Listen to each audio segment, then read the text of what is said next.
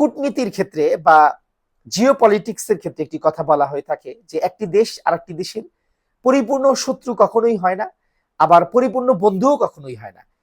কারণ এই ক্ষেত্রে জিওপলিটিক্সের ক্ষেত্রে প্রত্যেকেই নিজ নিজ দেশের কথাই চিন্তা করে। আসসালামু আলাইকুম রহমতুল্লাহ। আপনাদের সবাইকে ধন্যবাদ আমার কথাগুলি শুনবার জন্য। আমাদের যাদের সোশ্যাল মিডিয়া বা অনলাইনে যোগাযোগ রয়েছে, ডেল এইচ খান এই ভদ্রলোককে আমরা অনেকেই চিনে থাকব। প্রাক্তন এই সেনা কর্মকর্তা কিছুদিন আগে টু সেন্টস পডকাস্টে এসে বলেছিলেন বাংলাদেশের জন্য পাকিস্তানের সাথে সম্পর্ক রাখা কতটা গুরুত্বপূর্ণ। যেখানে আমাদের সবথেকে বড় প্রতিবেশী ভারতের মতো একটি রাষ্ট্র, সেখানে পাকিস্তান ও চীনকে বন্ধু বানানো আমাদের দেশের সার্বভৌমত্বের প্রশ্নে অত্যন্ত দরকারি। যদিও স্বাধীনতা যুদ্ধের কারণে অনেকেই এটিকে মানতে চান না, কিন্তু পৃথিবীর ইতিহাস যারা পাঠ করেছেন তারা জানেন এটা কতটা হাস্যকর।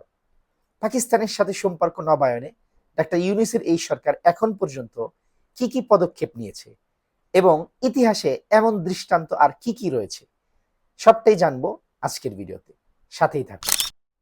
গত 5 আগস্ট আওয়ামী রেজিমের পতনের পর আমাদের অন্তর্বর্তীকালীন সরকার এখন পর্যন্ত পাকিস্তানের সাথে সম্পর্ক নবায়নে যে কাজগুলো করেছে, এখানে অবশ্যই কিছু গুরুত্বপূর্ণ পদক্ষেপ রয়েছে। সামরিক সম্পর্ক জোরদার কিংবা বাণিজ্যিক লেনদেন অথবা কূটনৈতিক সৌজন্যতা, এই সমস্ত ক্ষেত্রেই আমাদের এই সরকার গত 6 মাসে চেষ্টা করেছে। যেমন সামরিক সম্পর্ক জোরদারের ক্ষেত্রে আমরা যদি বলি তাহলে দেখব যে পাকিস্তানের সেনাপ্রধান জেনারেল আসিম মুনিরের সাথে আমাদের বাংলাদেশের সেনাবাহিনীর principal staff officer lieutenant general SM. Kamrul হাসানের একটি বৈঠক সংগঠিত হয়েছে। এই দুই দেশের দুই গুরুত্বপূর্ণ বাহিনীর দুইজন ঊর্ধ্বতন কর্মকর্তার বৈঠকের মাধ্যমে উভয় দেশের নিরাপত্তা এবং সামরিক বিভিন্ন বিষয়ের আলাপ আলোচনা হয়েছে এবং সেখানে উভয় দেশের নিরাপত্তাজনিত জোট গঠনের ব্যাপারে পরামর্শ হয়েছে। আরো বিভিন্ন রকমের আলাপ আলোচনা কিন্তু সংগঠিত হয়েছে। যদিও সেগুলো এখনো বাস্তবায়িত হয়নি, তবে এই আলোচনার দরজা উন্মুক্ত হওয়াটাও কিন্তু একটি ইতিবাচক বিষয়। বাণিজ্যিক লেনদেনের ক্ষেত্রে যদি আমরা দেখি তাহলে দেখব যে পাকিস্তান থেকে সরাসরি পণ্যবাহী জাহাজ কিন্তু বাংলাদেশে ইতিমধ্যে চালু হয়েছে, যা এর আগে তৃতীয় আরেকটি দেশের সাহায্যে বা দেশের মাধ্যমে পাকিস্তান থেকে বাংলাদেশে পণ্য আনতে হতো বা বাংলাদেশ থেকে পাকিস্তানে পণ্য যেত। এখন কিন্তু এটি সরাসরি সম্ভব হচ্ছে। এছাড়াও সরাসরি পাকিস্তান থেকে বাংলাদেশ, করাচি টু ঢাকা বিমান চালু হওয়ার জন্য কিন্তু ইতিমধ্যে কার্যক্রম শুরু হয়েছে, যা হয়তো খুব দ্রুতই চালু হবে। এই ধরনের পদক্ষেপ কিন্তু আমরা দেখতে পাচ্ছি, যেগুলো উভয় দেশের বাণিজ্যের জন্য অবশ্যই ইতিবাচক। কূটনৈতিক ক্ষেত্রে আমরা দেখব যে উভয় দেশ তাদের নিজের অবস্থান থেকে সরে এসেছে। যেমন পাকিস্তানের উপপ্রধানমন্ত্রী ও পররাষ্ট্রমন্ত্রী ইসহাক দার ঢাকায় সফর করবেন বলে একটি ইতিমধ্যে আমরা ঘোষণা দেখেছি। 2012 সালের পর প্রথম কোনো পাকিস্তানি পররাষ্ট্রমন্ত্রীর সফর হতে যাচ্ছে এই সফর।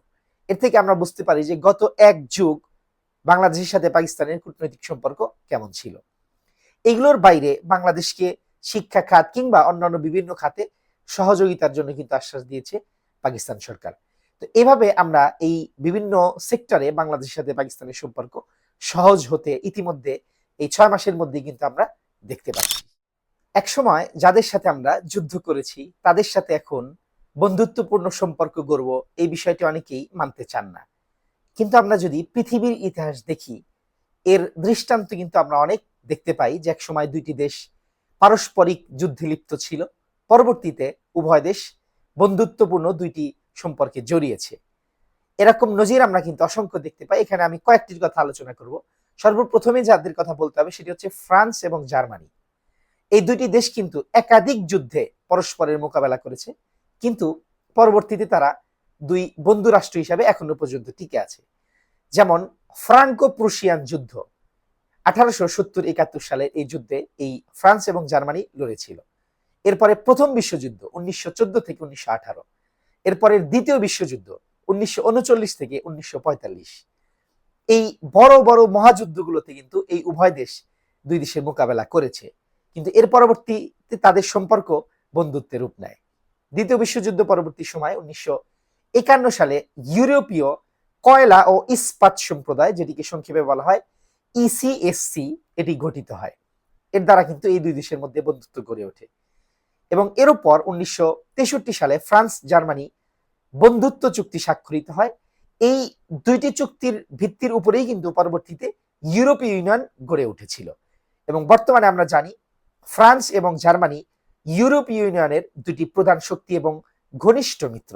সুতরাং এখান থেকেও কিন্তু আমরা এর বাস্তবতা দেখতে পাই যে তারা বাস্তবতার সামনে পূর্বের যে শত্রুতা, এটি তারা ভুলে গিয়ে উভয় দেশের কল্যাণের স্বার্থে তারা একসাথে কাজ করছে।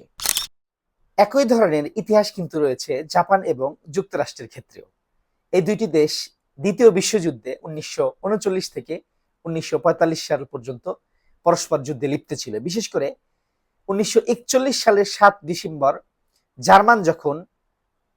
জাপান যখন পার্ল হারবার আক্রমণ করে, যুক্তরাষ্ট্র কিন্তু তখন অফিসিয়ালি দ্বিতীয় বিশ্বযুদ্ধের অংশগ্রহণের ঘোষণা দেয় এবং এর ফলশ্রুতিতে 1945 সালে যুক্তরাষ্ট্র হিরোশিমা এবং নাগাসাকিতে পারমাণবিক বোমা হামলা করে। এর ফলে জাপান আত্মসমর্পণ করতে বাধ্য হয় এবং যুক্তরাষ্ট্র জাপান দখল করে। এই যে পৃথিবীর সবচেয়ে ন্যাক্কারজনক যে ঘটনা হিরোশিমা এবং নাগাসাকিতে যুক্তরাষ্ট্র ঘটিয়েছিল এবং জাপান দখল করেছিল, পরবর্তীতে কিন্তু তাদের মধ্যে বন্ধুত্ব গড়ে ওঠে। দ্বিতীয় বিশ্বযুদ্ধ পরবর্তী সময় 1952 সালে সান ফ্রান্সিসকো পিস ট্রিটিতে স্বাক্ষরিত করে এই দুই দেশ, যা জাপানের সার্বভৌমত্ব পুনঃপ্রতিষ্ঠা করে এবং যুদ্ধের ক্ষত মিটিয়ে ফেলার ভিত্তি রাখে।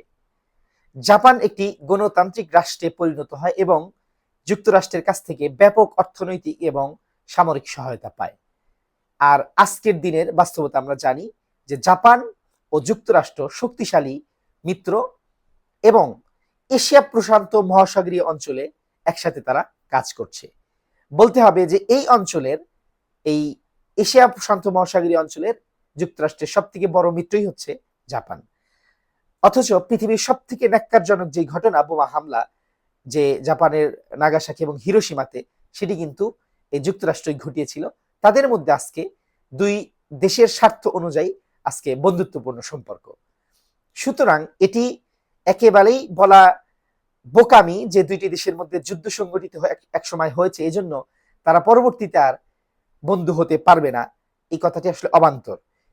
কূটনীতির ক্ষেত্রে বা জিওপলিটিক্সের ক্ষেত্রে একটি কথা বলা হয়ে থাকে যে একটি দেশ আর একটি দেশের পরিপূর্ণ শত্রু কখনোই হয় না, আবার পরিপূর্ণ বন্ধুও কখনোই হয় না। কারণ এই ক্ষেত্রে জিওপলিটিক্সের ক্ষেত্রে প্রত্যেকেই নিজ নিজ দেশের কথাই চিন্তা করে।